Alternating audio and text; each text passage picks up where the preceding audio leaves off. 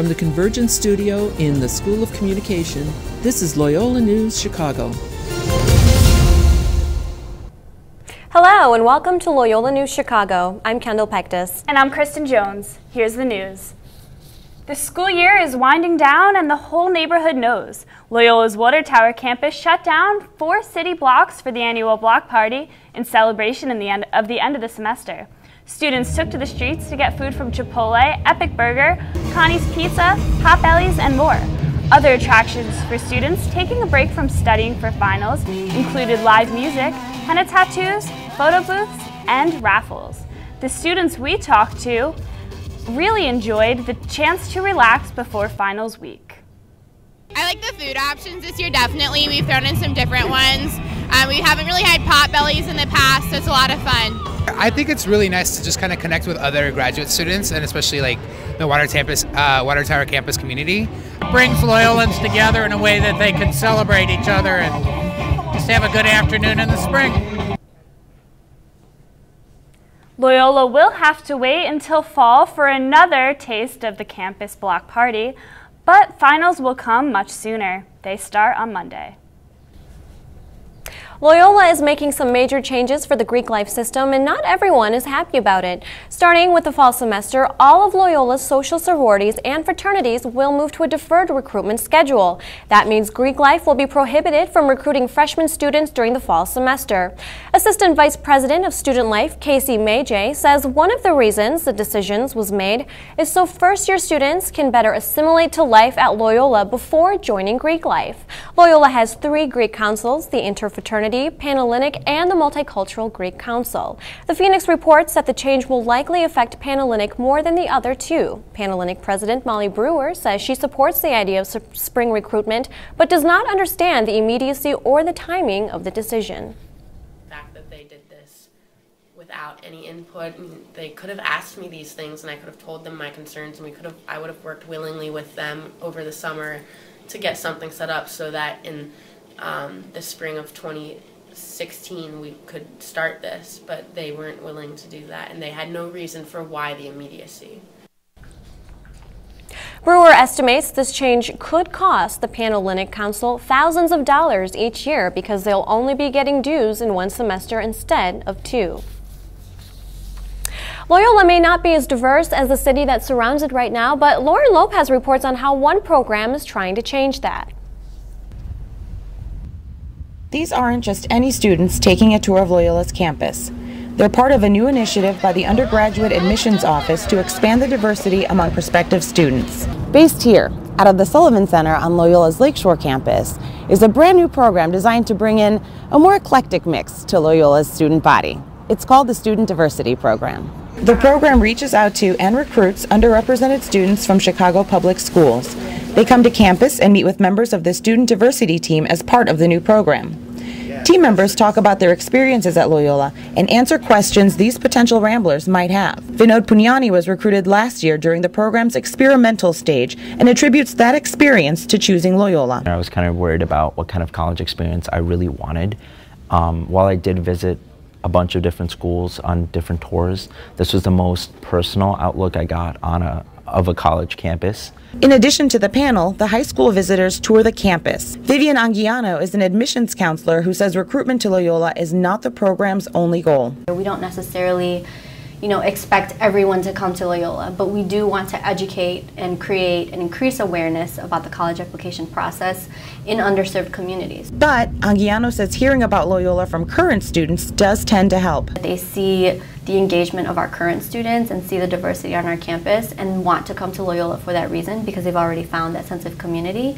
And so it therefore yields students to want to come here. Not only do they get to meet with diverse students like themselves, they get a first-hand look at Loyola's extraordinary setting on the lakefront. Lauren Lopez, Loyola News Chicago. Panels are held 3 times a week, followed by campus tours. Some students also attend a multicultural overnight program that gives them a glimpse of what it's like to live at Loyola's Lakeshore campus.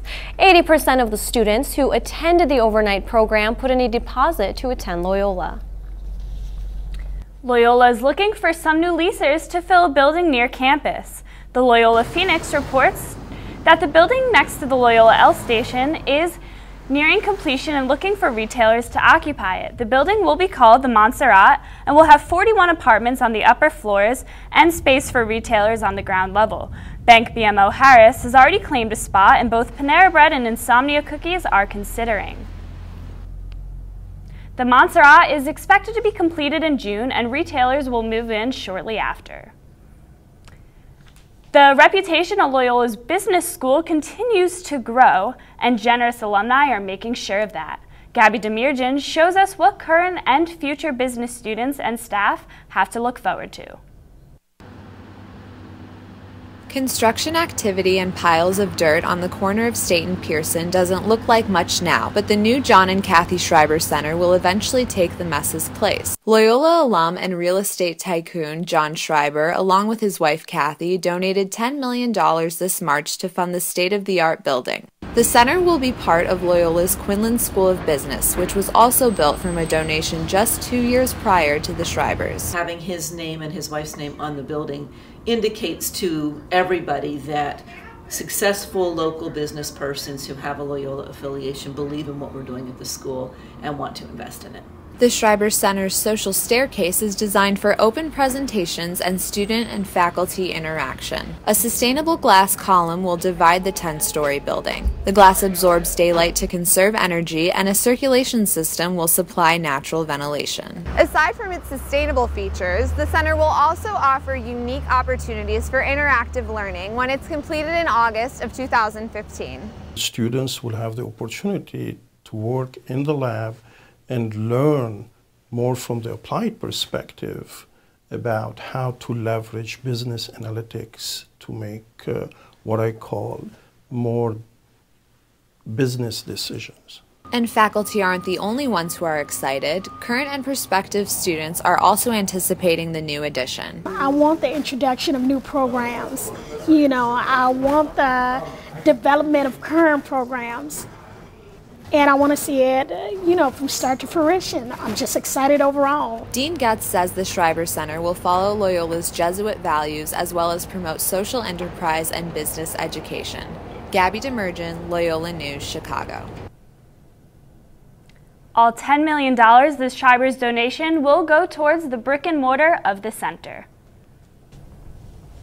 In the past 7 years, Loyola's biodiesel program has produced more than 7,000 gallons of clean fuel. But while this energy source might be a greener option, you may not have heard about a potentially hazardous byproduct. As Courtney Griffin reports, several Loyola students are leading an effort to take care of this little-known pollutant. A single Loyola shuttle bus can drive more than 500 miles each day. As a solution to offset the carbon footprint from the fleet, Loyola began creating biodiesel for the shuttles in 2007. But Loyola junior Joe Camberos says creating biodiesel isn't always a clean process. The resulting byproduct, known as biodiesel wash water, can contain methanol, potassium soaps, and fatty acids, all potentially harmful to the environment. Currently, the industry just neutralizes its water without kind of an environmental perspective. It's taken care of and it's out of their conscience once it's down the drain. Camberos is a part of Loyola's People, Prosperity, and Planet program, otherwise known as P3. They are a small but mighty group of students looking to turn this pollution into a usable hand cleaner known as BioSoap. P3 team member Amber White explains the process. So when we make the soap, we're taking any unreacted glycerin or any glycerin that's remaining in the wash water out, and we're adding more chemicals to it to create soap that can be used just on a daily use. Here at the new Institute for Environmental Sustainability, BioSoap research is made possible by a multi-phase grant funded by the Environmental Protection Agency. The P3 team has won more than $100,000 in grant money since 2009. So since we got the grant money, we have purchased new Salicornia plants to run plant trials. We've also used the money to buy parts so that we can create an exhaust capture system to put on a generator to capture carbon dioxide to use in the wash water to lower the pH of the wash water. But what about the ingredients used to make the biodiesel that becomes the BioSoap? Those come to P3 free of charge. Our fuel stock comes from waste vegetable oil and people are always eating. You can buy the product at Loyola's Biodiesel Lab. Courtney Griffin, Loyola News, Chicago. The P3 team is getting ready for another trip out to Washington, D.C. later this month. This time, they will be showing the EPA how they have used their grant money in the past year and where the BioSoap program will be going in the future. If you haven't seen the product on campus yet, expect BioSoap to be coming to a Loyola restroom near you by 2015. Loyola's therapy dog, Tivo, decreases student anxiety, and both his handler, Joan Holden, and Loyola social worker, Diana Stencil, want to share that. Although Tivo will be staying back in Chicago, Holden and Stencil will head to Texas for the American College Health Association at the end of the month. They will speak about Tivo's positive impact on both Loyola's Lakeshore and Water Tower campuses. In a phone interview, Holden said that it would be too much of a trip for Tivo, but she and Stencil will show a photo of him during the presentation. Coming up on Loyola News, find out how you can own a piece of the Chicago streets. And later in sports, we'll find out what happened when we put one of our own up against some aspiring pro athletes here at Loyola. And we want to bring to your attention some of the video spots we aired during our breaks.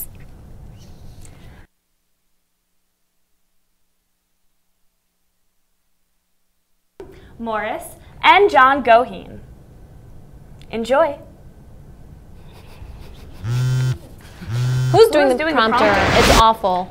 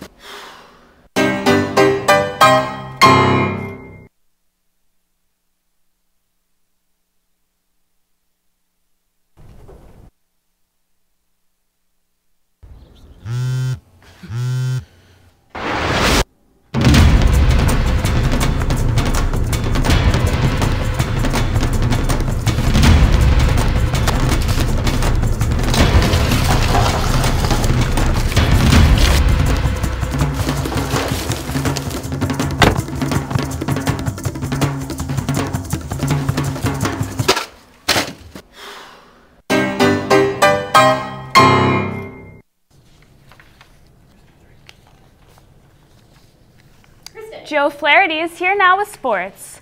Joe, I feel like this teleprompter is broken. It's saying that Loyola men's volleyball will win again for the entire semester. No, Kristen, nothing's broken over there. Heading into yesterday's conference semifinal matchup against IPFW, the Ramblers hadn't dropped a match in 109 days. But even with home court advantage, it's tough to beat any team 3 straight times, much less the number 14 ranked team in the nation. Loyola's Male Athlete of the Month, Cody Caldwell, and the Ramblers had their eyes on returning to the MIVA Championship match. But hold your horses. This error by Joe Smalzer dug the Ramblers into an early 6-point deficit. After eking out a first-set victory, some words of wisdom from head coach Shane Davis got the defense clicking. Nick Olson stuffs this attempt for one of his team-leading 5 blocks, and later, Caldwell laces home his 10th kill to give the Ramblers the straight-set sweep. Hey, check it out, free chocolate for everybody. And after coming down from his sugar high, Olson described how the team was able to turn things around after a rough start. I think we just stepped up our service receive. That's what we struggled in the very beginning, and it just slowly got better, and that's our bread and butter. That's what we run everything off, is our service receive, and that's what got us our win. And that victory extends the team's winning streak to a program record 24 matches. It also sets up a rematch of last year's MIVA title match against Loyola University. They'll look to ground the Flyers once again this weekend from the comforts of Gentile Arena. Now, while the volleyball team will be returning to the Joe, 5 players formerly on the men's basketball team will no longer be calling it home. Centers Cody Johnson and Jeremy King, forwards Matt O'Leary and Nick Osborne, and guard Jordan Pickett will all be transferring to new schools this fall for undisclosed reasons. Now with only 1 returning big man on the roster, the Ramblers have signed forwards Montel James and Jay Newth. James spent last season at Coffeyville Community College, where he averaged nearly 14 points per game, while Newth hails from Johnston High School in Iowa. We reached out to head coach Porter Moser about the news, but he declined to comment at this time. Elsewhere on campus, the women's golf team had quite the showing in their first Missouri Valley Conference tournament last weekend. While the Lady Ramblers did finish in 9th place out of 11 teams, the final day of the tournament was a record-breaking one. The team crushed Loyola's 54-hole record by 34 strokes and even ended a historic season for the Ramblers, who will be returning 5 golfers in the fall, as well as a highly ranked recruiting class. And finally, today in sports, Loyola athletes shoot, they spike, they sprint, and I stand over here or sit at the desk and tell you all about it. But I finally said enough with the suit and jacket. I sought out some of Loyola's best to challenge them at their own game. While they're not quite pros just yet, they are definitely proficient in their respective sports. So without further ado, this is Pros vs. Joe. We took to Hallis Rec Center for my first challenge, a 3-point shootout against 3-point specialist Bailey Farley. Got to beat the best at their best, right? Little did she know, I have a storied past from beyond the arc. No, I was a sharpshooter back in the day in high school, so this is kind of my forte. Even though Farley led the team with 39 made threes this past season, she couldn't help but be a little worried. I've witnessed him shooting around a little bit, and I'm a little scared, honestly. Really? Yeah. As for the actual competition, things started off pretty bad, and, well, they got worse. Oh yeah, it's beautiful. Look at that. I only ended up hitting 3 shots, while Farley hit 5, meaning round 1 goes to the pros. But luckily, on my way back to Gentile, I think I see Miss Erin Thomas over here, so I have a shot at some instant redemption. To make matters worse, she was wearing a Miami Heat jersey. I had to beat her on principle alone. Properly warmed up and on a real court, I hit 8. But Thomas was basically automatic. She knocked down 11 shots out of 15, making me 0 for 2 on the day. Damn, machine. So I decided to test my luck outdoors, first at Sean Earl Track and Field. Oh yeah, born ready. Met up with senior sprinter Chris Lehman and challenged him to a race, because hey, how hard can it be to run in a straight line? It comes down to who's got the better faux hawk. And I think mine's a little more aerodynamic. Let's take a look at the faux hawks right here. Yeah. As we stepped up to the starting line, I was feeling pretty confident. Until... Go!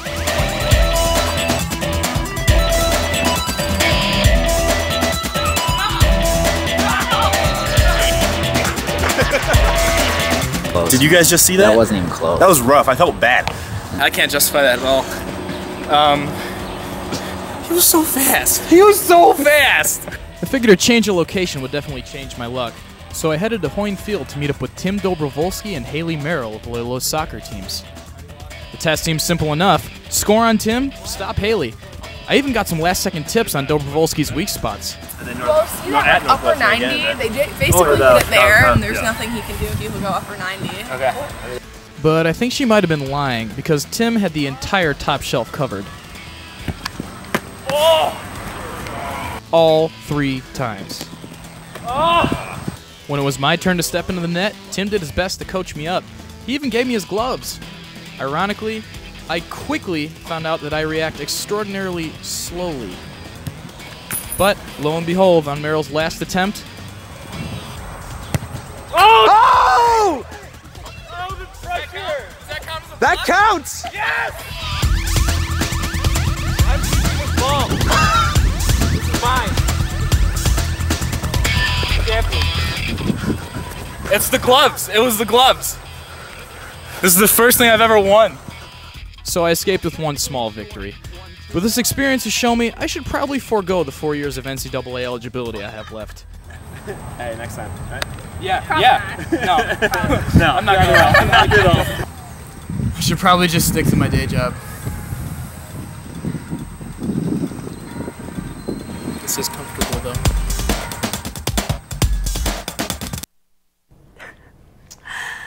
I don't know, Joe. I had a little bit more faith in you. I thought you were a little bit more athletic than that. Yeah, well, in all seriousness, I could talk a big game, but those guys can walk the walk. So next time you're watching a college game and think, yeah, I could probably do that better than them, no, you can't. And that's sports. Thank you, Joe.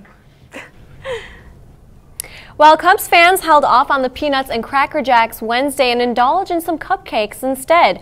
Wrigley Field blew out 100 candles to mark its century birthday since the landmark opened on April 23, 1914. Although the Arizona Diamondbacks beat the Cubs 7-5, Chicago fans at least enjoyed some complimentary birthday treats and jerseys.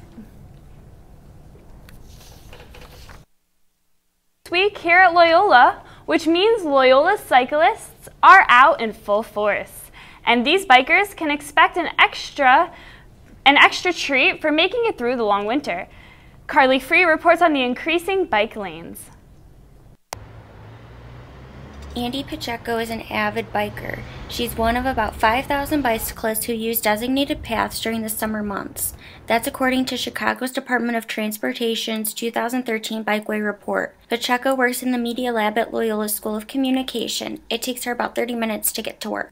$5 a day in the train versus a free ride and exercise every day, I think, is better. And it gives me sunlight, considering that I work in a place that I never get sun. It's been difficult for her to ride this spring due to the numerous potholes. I would hope that they would still focus on the roads that exist now and cover the potholes that are on those roads, because those are what make us swerve into the driving lanes. Chicago bike riders will have new route options soon. 20 miles of new lanes will be added to city streets starting this spring.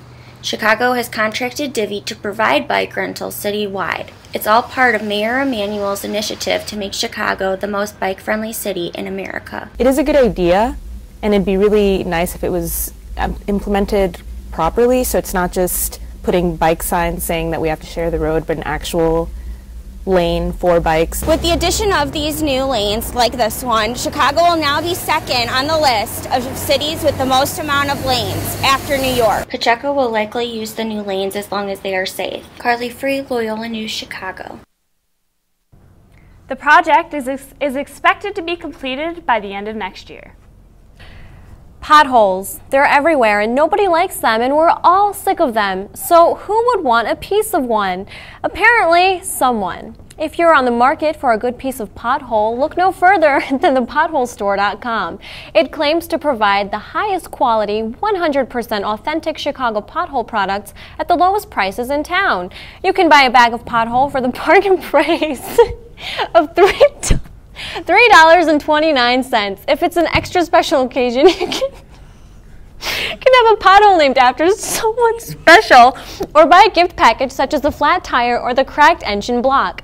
And you can also get pothole scented air fresheners and pothole puree. That rich pothole aroma should keep you shopping year-round, or not. Coming up, finding an apartment after graduation may be more difficult than you thought. And we'll tell you how you can volunteer your time at a local coffee club and even make some friends.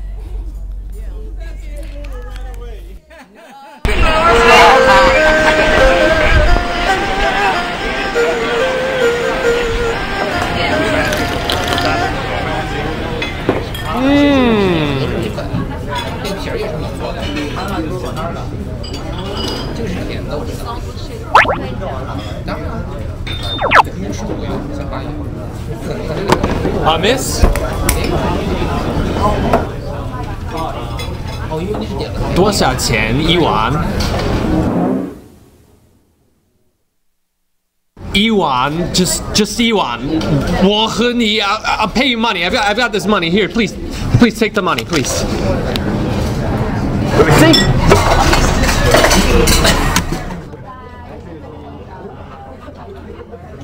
把他带走。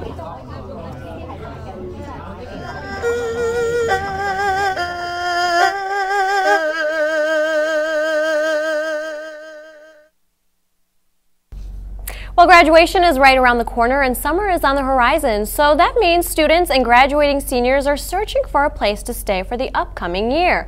But according to Trulia, a real estate website, rent in Chicago is actually still rising. Angela Rideout finds out why rental prices have increased a steady 5% over the past 5 years and how it affects college students.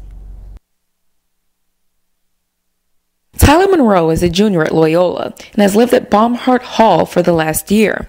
After deciding dorm rates were too high, she decided to venture out and find her own place. But what she didn't expect was how expensive Chicago rent would be as well. For what we were looking for, to get 2-bedroom, 1-bathroom, we were looking for smaller places, but not, ratty apartments. Monroe found a 2-bedroom, 1-bath for $1,200 a month in Rogers Park, but she says paying expensive rent means sacrificing other things. Limits you on what you can do. So you have an apartment, but like for example, I don't know when I'm going to get a bed. Antoinette Sama rents an apartment off campus. She says rent can be expensive, but it depends on what amenities you're getting. It's like I'm kind of getting what I'm paying for, even though on the flip side, there are people that I know they're paying around the same amount as we are, but their spaces are a lot much more updated and better taken care of. This vacant lot right here behind me is part of the problem in the Chicago rental market. Developers just aren't building as much as they used to, creating a supply and demand issue. There are more people looking to rent than there are vacancies. Mike McIntyre is a local real estate broker. He blames the high rental prices on the Chicago area housing crisis of 2010. What you saw was a lot of condos being rented, and the price was then being driven up. Crazy in Chicago's rent is higher than a national average. Apartments and homes in most other states have only increased 3%. The most popular neighborhoods in Chicago, like the Gold Coast, can cost nearly $3,500 a month for a 2-bedroom. Although some Loyola students think their rent is high, McIntyre says the 2-bedroom in Rogers Park is pretty reasonable. I mean, there's some good deals in Rogers Park. Rogers Park, a nice community, and plus all the incredible improvements around, the campus here at Loyola University. And all. As for Monroe, she says she's moving no matter what and will just hope for the best. Angela Rideout, Loyola News Chicago.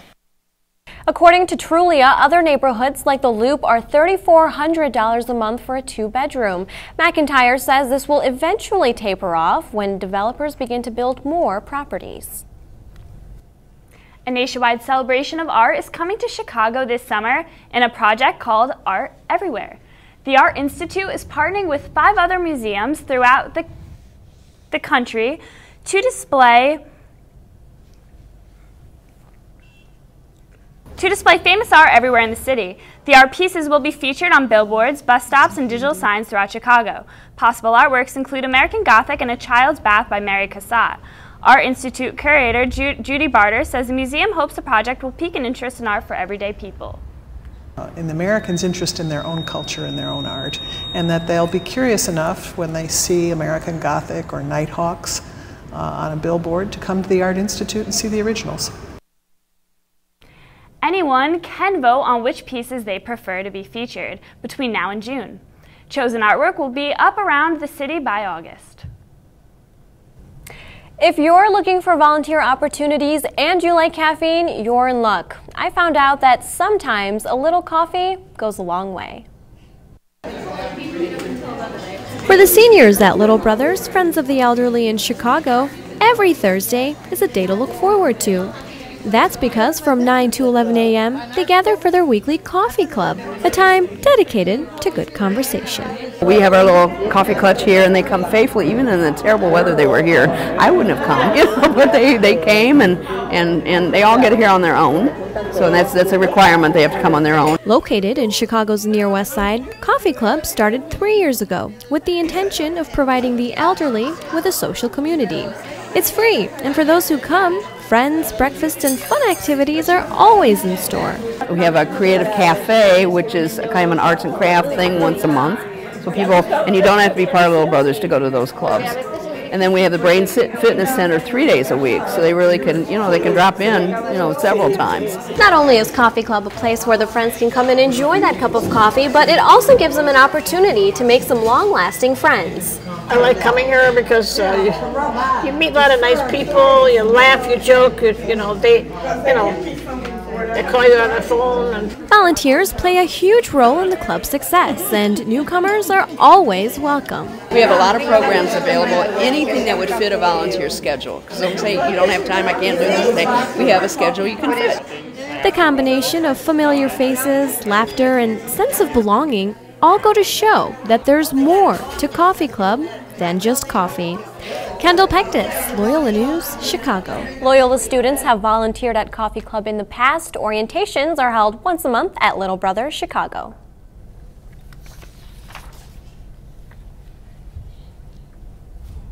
Coming up in our Loyola Extra, summer is coming, so what's going on in Chicago? And it's Throwback Thursday, and the seniors are reminiscing of their time at Loyola. Coming up.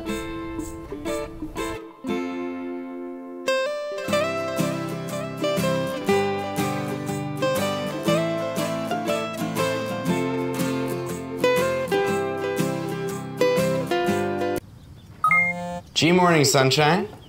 Wakey, wakey. Text me. Are your parents home later? We can hang. LUV, love you. JK. Holla back. Holla back. Holla back. Are you with your friends? That's lame. We're in a huge fight right now. XO. What'd you dream about? Something I did? Are you on your way to the mall? I'm lonely. Nude pics. Send me some. Text me.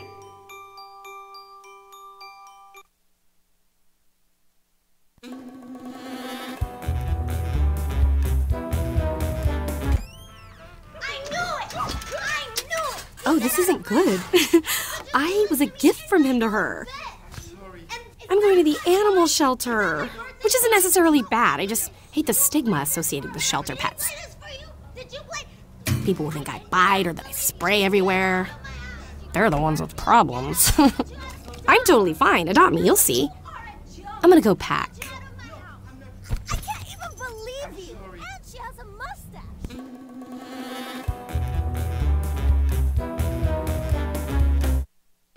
Nick Almatangelo is here with today's Loyola News Extra. So what's going on, Nick? Thanks, Kendall. The weather is finally starting to get better and summer is on the way. With school about to let out, let's kick back, relax, and take in all the city of Chicago has to offer when the snow melts and the sun finally comes out. If you're looking for a way to cool down, what better way than to hit the ice at the United Center? The Blackhawks are once again in the Stanley Cup playoffs. They're looking to become the first NHL team to win back-to-back Stanley Cups since the Detroit Red Wings did it in 1997 and 1998. But if hockey's not your game, the Chicago Bulls are also in the playoffs. While Derrick Rose might still be on the bench, the team is the 4 seed in the Eastern Conference due to the outstanding play of Joakim Noah. Noah was voted the NBA Defensive Player of the Year earlier this week. If both teams make a deep run in the playoffs this year, the United Center will be rocking deep into June. If it's food you're looking for, look no further than the Taste of Chicago. The nation's largest outdoor food festival will take place this year from July 9th to 13th in Grant Park. The event features more than 300 dishes from 70 Chicago area restaurants. Admission to the Taste is free, but if you want to sample the bounty, you'll need to purchase some tickets. If music's what you're looking for this summer, look no further than Lollapalooza Festival that will take place August 1st to 3rd. Headliners this year include Eminem, Outkast, Lorde, Zedd, and the Kings of Leon. Tickets may be sold out on the Lolla website, but they can still be found at StubHub.com. And of course, there are plenty of other concerts and events going on throughout the summer. The Cubs and the White Sox may not be winning the World Series this year, but they'll still be playing on the North and South Side all summer. Once the weather really heats up, there's no better place to cool down than on the beaches of Lake Michigan. And Kendall, that's where you're going to find me for a good part of the summer. My apartment does not have air conditioning, and I'm going to definitely need a place to cool down. Well, Lake Michigan is a gorgeous view, and it's a great way to cool off, so I don't blame you. Absolutely. Thank you so much, Nick. Thank you. Loyola's graduation is coming soon, and the seniors are reminiscing. But what makes the class of 2014 so special? Megan Carabelli takes a look from then to now to remind us just how much has changed. If you're a senior, you're probably pretty familiar with this. And this. And you definitely remember how painful it was to climb up these. You're probably even still mourning the loss of your buffalo chicken wraps from here. When people say Damon, you still wonder which building they're talking about. You remember when there was no rock climbing wall and when your social life was confined to CFSU. You remember when these people still went here and your Saturday night food options were not this good. But one thing's for sure, this place will always be a mystery. Back in 2010, when you started as a lowly freshman, campus looked a little something like this.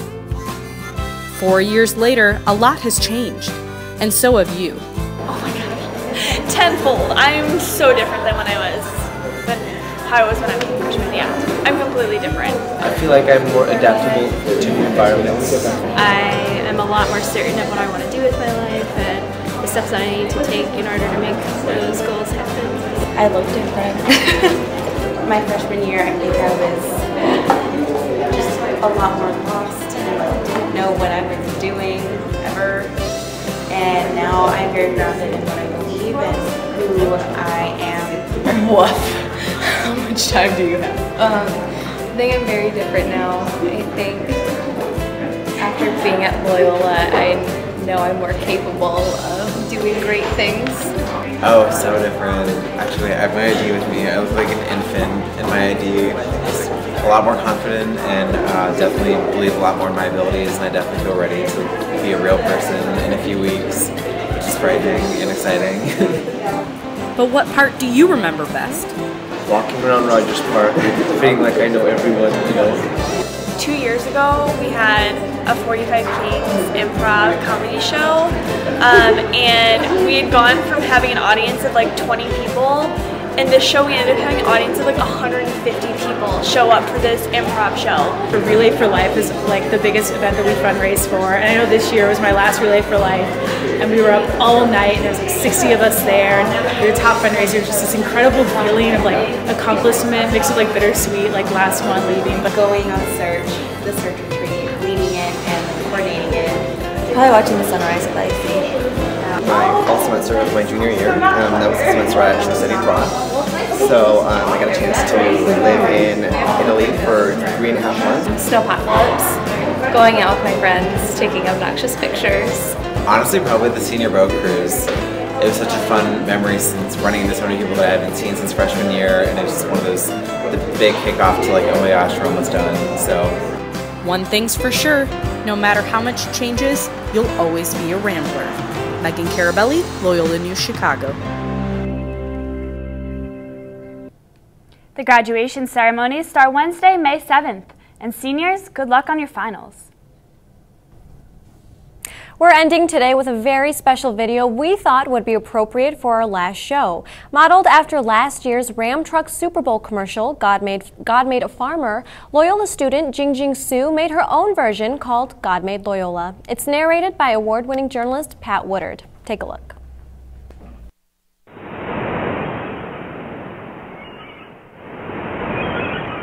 And on the 8th day, God looked down on his planned paradise and said, I need a university.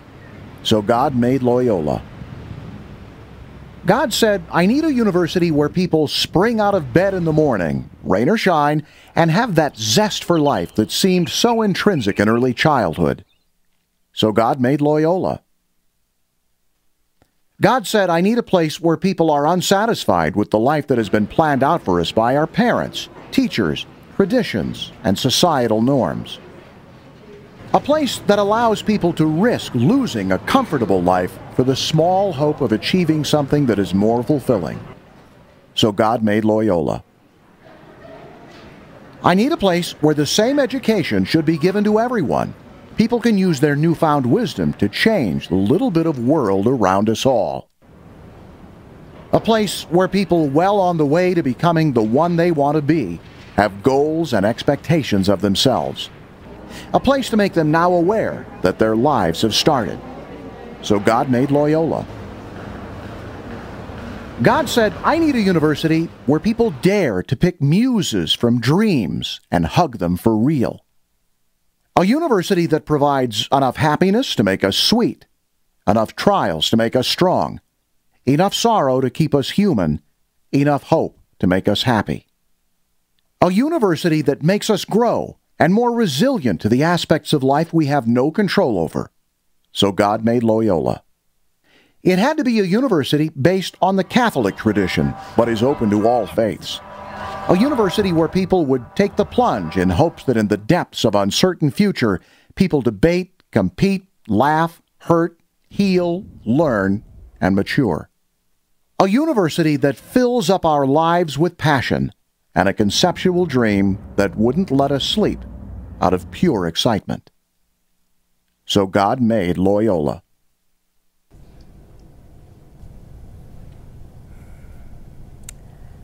What a sweet video. It really, really makes all the work worthwhile when you look at it in that perspective. Absolutely.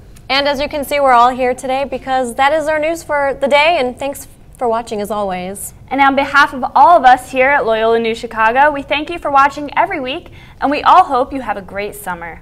Bye.